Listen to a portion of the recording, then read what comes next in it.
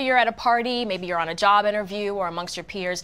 Most of us really enjoy standing out and impressing the crowd, or at least trying to. But if you're on the timid side or you just need a little extra push to get going, Melissa Johnson's here. She's your saving grace today, and she's a personal branding expert and also the author of Brand Me, Make Your Mark.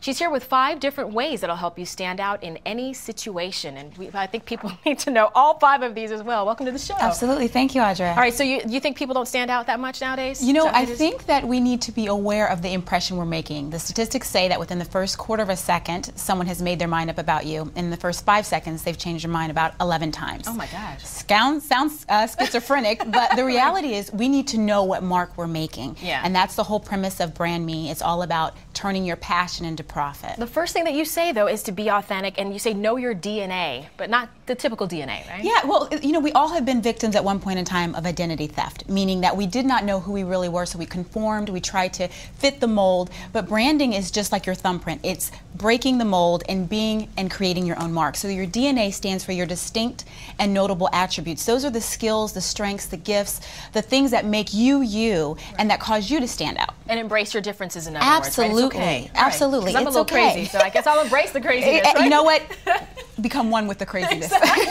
I will. And also be aware of your surroundings. What do you mean by this? It's very important to be aware of the impression that you're making. Your mark is not just about who you are, but it's how people perceive your value. And so one of the things I encourage people to do is really take the time to understand what impression you're making. And is that the impression that you want to be a lasting impression, whether it's positive or negative? So could you ask other people seriously, what's your first impression of me? Absolutely. What's the first word that comes to mind when you say my name? Okay. Audra. Okay. What's the first thing that comes to mind? That's what you want. And you're going to come up with a lot of different answers, but it's all of different facets of your personality. Okay, another tip that you have is be selfless. In other words, finding different ways to give. Absolutely. Right? We are in a giving economy right now. And honestly, there's a lot of challenges people are having financially.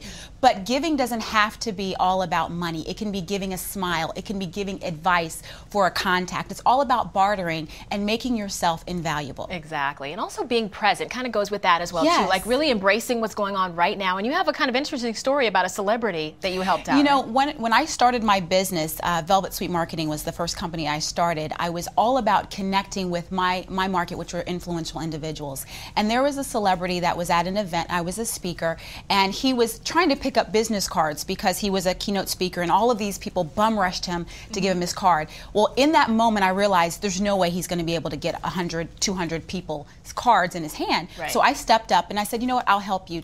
Go ahead and take care of what you have to do. And I began to be the one who created that initial contact by being present in the moment. It stands for now. No opportunity waits. Interesting. And their last point here is to really be passionate. There's so many people that just either hate their job or they're, I'm so-so about it. Not everyone has the ability to have a job that they're passionate about. So how do you work this one out? You know, it's a very challenging time for many people. And the reality is that passion is a driver that keeps us going through difficult times. And so I think it's so important that everyone finds that unique point of difference in their passion so that they're able to really make a meaningful connection with people in their communities and connecting to the work that they do, because at the end of the day, your passion will lead you to profit if you really can discover why you're here. That's great. I love the way you put that together so well. Keep picking up those business cards. You're doing a great job. Thanks, Melissa. And if you guys are looking for ways to reinvent yourself or maybe recharge your life, you can go to our website, bettertv.com, and click on the link. We'll have a lot more information there.